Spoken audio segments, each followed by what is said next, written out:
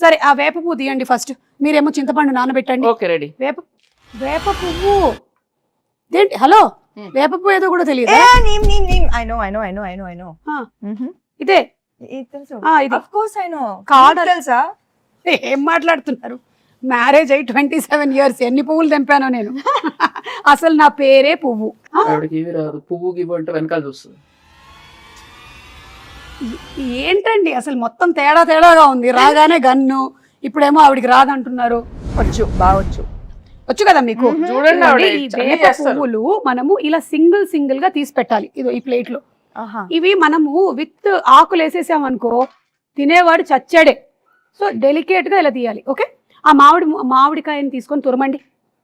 కత్తి తీసుకోండి ఒకసారి. ఫస్ట్ కత్తి తీసుకోండి, చేయండి. కత్తి తీసుకొని కట్ చేయండి. ఏమీ రాదంటున్నారు. ఇదేంటి చాలా ప్రొఫెషనల్ గా కట్ చేస్తున్నారు? ఇది తురమాలి. ఇది మీరు తురమండి. ఓకే.